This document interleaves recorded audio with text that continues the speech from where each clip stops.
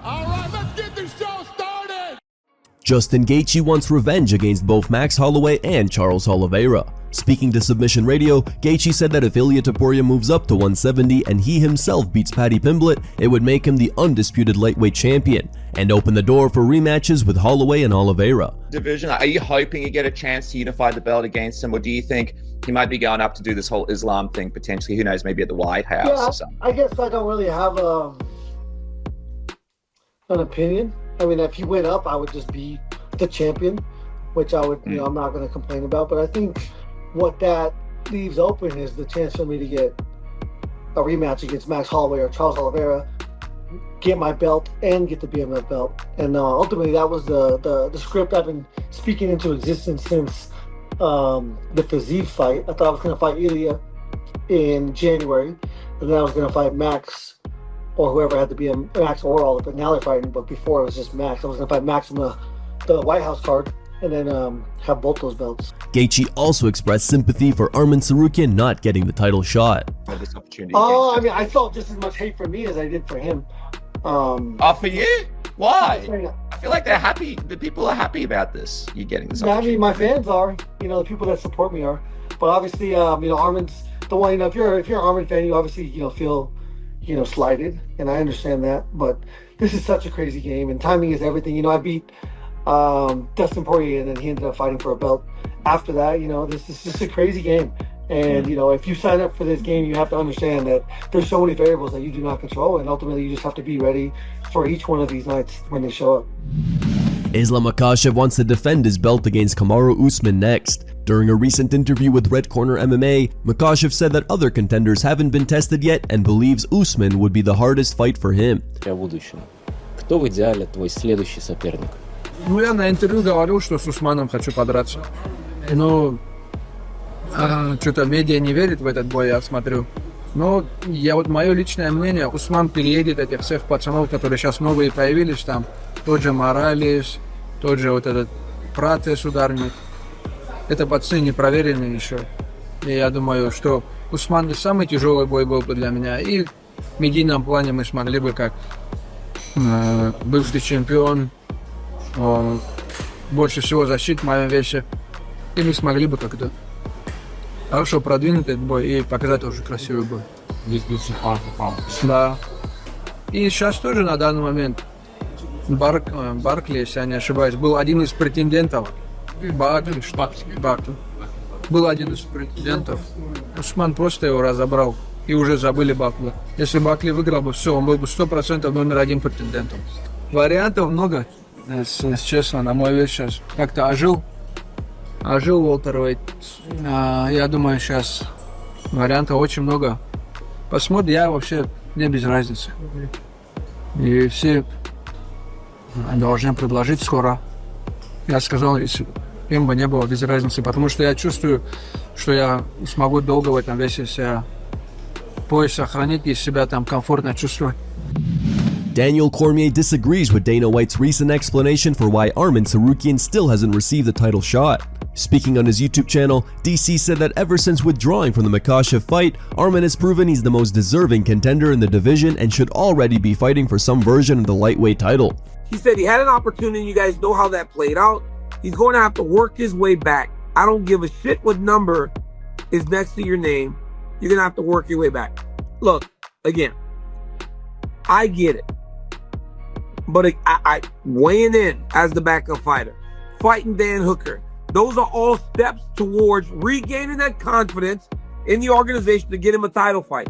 I still believe that Arman Tsarukyan should be fighting for some version of the UFC lightweight championship. A lot of people believe he's the best lightweight in the world that Islam's gone. I'm not saying I'm one of them, but there are a number of people that believe that. He deserves a title fight.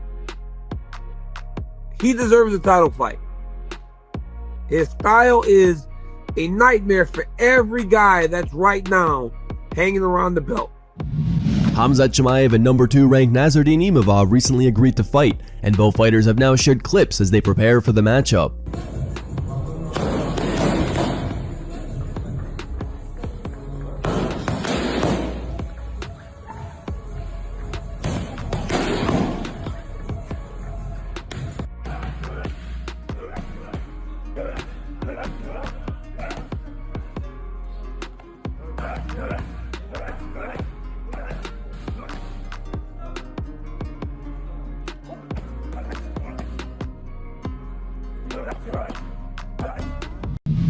Francis Ngannou has remained silent ever since UFC CEO Dana White claimed that Ngannou once got physical during an interaction between them years ago. But in a Wednesday interview with Ariel Helwani, Ngannou finally addressed the accusation. Ngannou was noticeably evasive, saying there was no point in responding to the allegation directly. However, he added that if something like that truly happened, there would be cameras and recordings of it, subtly challenging Dana White to release the footage. I ask you point blank, did you ever put your hands on him?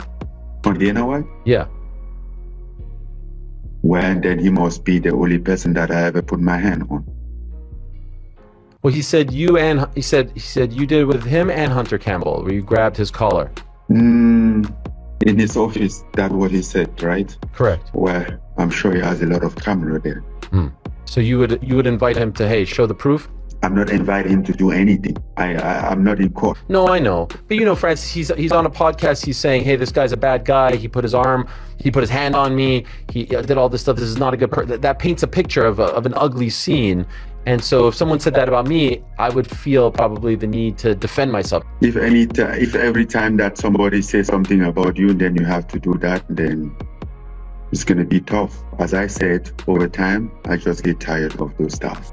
Fans in the comments accused Ngannou of not being honest and refusing to admit what they believe happened. One fan wrote, "Did everything but say no, LOL. He did it." Another said, "When you can't answer simple questions like did you do it? Just own it. It's not like you're gonna get in trouble for it now." Yeah, he did that shit. During the interview, Ngannou also revealed that he will soon be a free agent and is open to speaking with the UFC about a potential super fight with Jon Jones at the White House. I think it's going to be MMA, since I'm getting very close with on the PFL contract, so they have to give me a fight.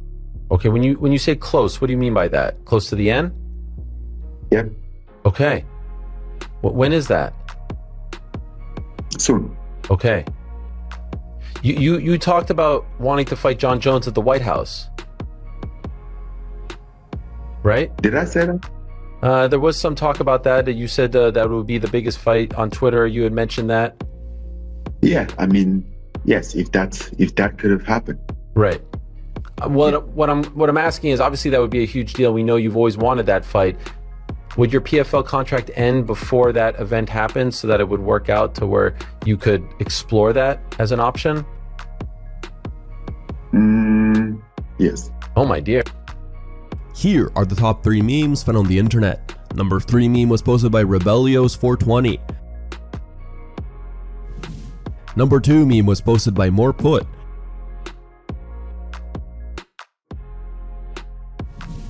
And number 1 meme was posted by Arab Devastator.